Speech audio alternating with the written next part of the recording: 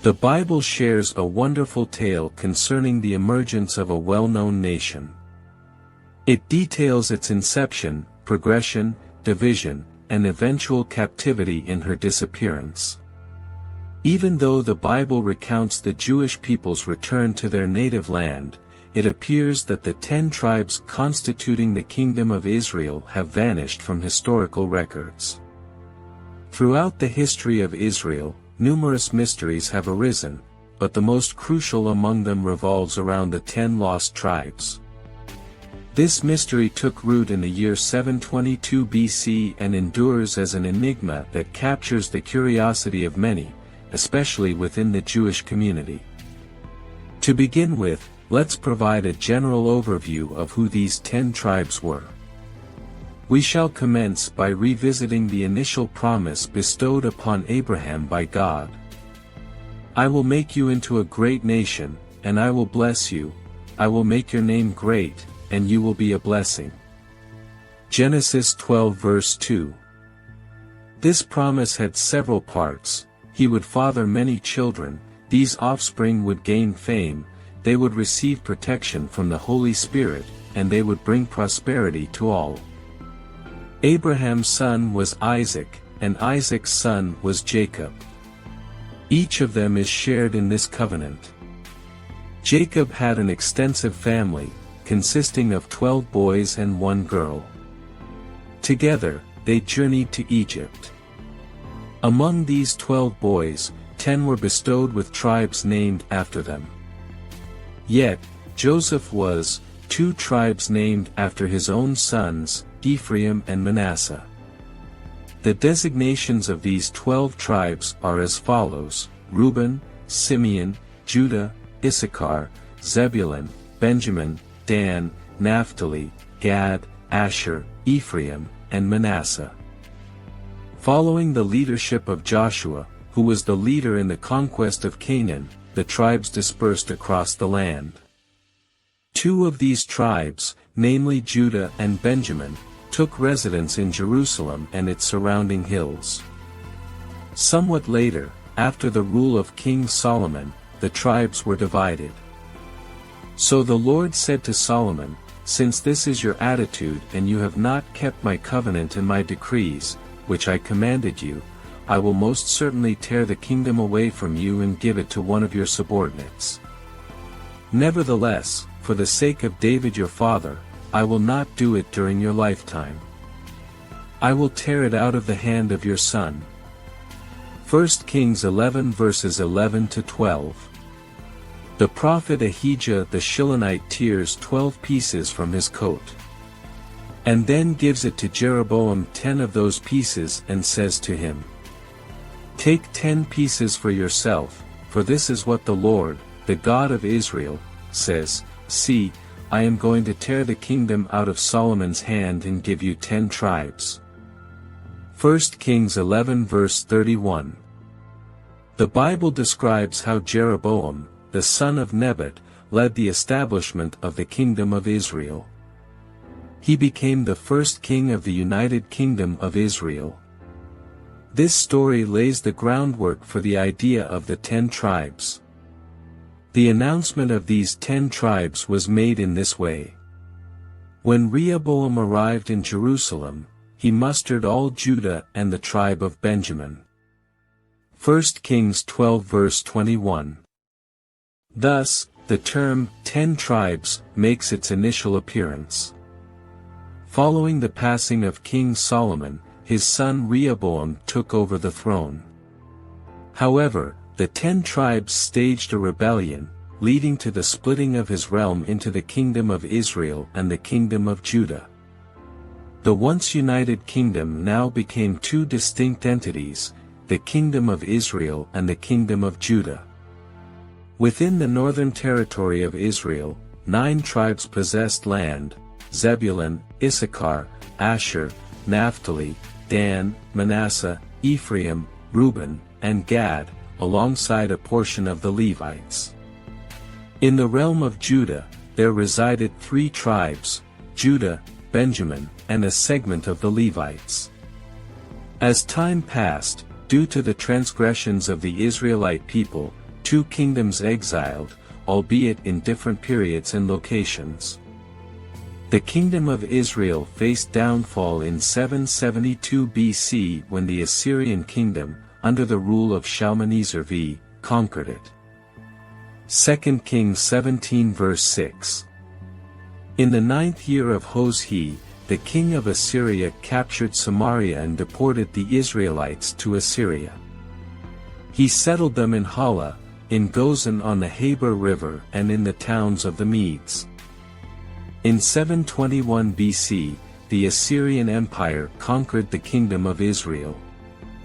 Following this conquest, the inhabitants, including the members of the 10 tribes, were forcibly relocated to various parts of the empire as part of the Assyrian policy. The tribes underwent a process of assimilation, blending into different ethnic groups within the empire. But there were also some who merged with the tribes of Judah and Benjamin. Subsequently, in 586 BC, Jerusalem fell to Nebuchadnezzar, the king of Babylon. This event led to the expulsion of the inhabitants of the kingdom of Judah. However, after the proclamation of Cyrus in 538 BC, the Jews from the kingdom of Judah who were residing in Babylon were granted the opportunity to return to their homeland and participate in the construction of the Second Temple. Nevertheless, the fate and whereabouts of the 10 tribes from the kingdom of Israel remained shrouded in mystery, as the book of Ezra attests. Within the 3 days, all the men of Judah and Benjamin had gathered in Jerusalem. And on the 20th day of the 9th month, all the people were sitting in the square before the house of God, greatly distressed by the occasion and because of the rain. Ezra 10 verse 9. The kingdom of Israel, who made up the majority of the population, did not return to Israel after their exile. Instead, it seems they assimilated and vanished in the countries they moved to. The book of Ezra highlights that the 10 tribes did not return alongside the tribes of Judah and Benjamin. In chapter 2 of Ezra, the account of Judah's return to the land is quite distinct. It notes that, in addition to the families who journeyed with Zerubbabel, some individuals from the kingdom of Israel also migrated. One commentator suggests that the 10 tribes did not return during Ezra's time with Judah and Benjamin. When verses seem to indicate the arrival of people from the 10 tribes, this commentator explains that even before the kingdom of Israel's destruction, some of its inhabitants had moved to the kingdom of Judah. Therefore, it refers to them, not the 10 lost tribes. Most commentators who analyze the verses in the book of Ezekiel clarify that the reference to those who returned applies only to the same generation that was exiled. There are more than 50 theories regarding the tribe's location, but 2 central theories hold particular significance. The first evidence of the Bene Israel community in India emerges with the arrival of David the merchant, who was the brother of the prominent biblical priest Maimonides. David ventured to India roughly a millennium ago for trade. In a letter he sent to Maimonides, which was later discovered in the archiving in Cairo, David recounts his encounter with a community known as Bene Israel. Upon the Israelites' arrival in India, they unfortunately lost their prayer books and genealogies. Despite this setback, the community remained resolute in their faith. They recited the Shema prayer daily and diligently observed important commandments, such as circumcising on the 8th day, fasting on Yom Kippur, and observing Shabbat. On Yom Kippur, congregation members donned white attire, whereas on days of mourning, they wore black clothing. They buried their relatives to rest in what is now the oldest cemetery outside of Israel, located in India. This ancient burial site traces its origins back 2,200 years. The second tale tells the story of Eldad Hadani, a merchant who lived in the 9th century. He was engaged in trade that took him to various places. During one of his journeys, he found himself in Europe. As he roamed through different lands, he proudly identified himself as a member of the tribe of Dan, which resided in the cities of Cush, alongside the tribes of Naphtali, Gad, and Asher. According to Eldad Hadani, the religious laws they followed had been passed down from generation to generation since the time of Joshua. This was their way of practicing their faith. Over time, the mysterious disappearance of the 10 tribes raised questions and hopes of rediscovering their descendants and reuniting them with their people. This was reminiscent of the return of some of the sons of the kingdom of Judah to Zion after the fall of the Babylonian kingdom. So, what happened to these 10 tribes? Where did they journey to, and what fate awaited them? These questions carried a profound yearning for the lost brethren, captivating the Jewish imagination for countless generations. The tale of the 10 tribes served as a source of motivation for both Jews and non-Jews to search for the whereabouts of these tribes.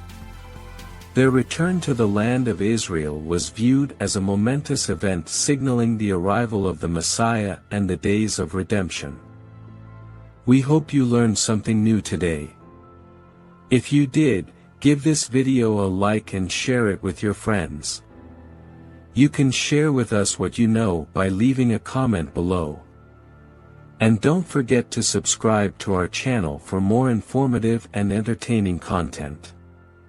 Thank you so much and see you next time.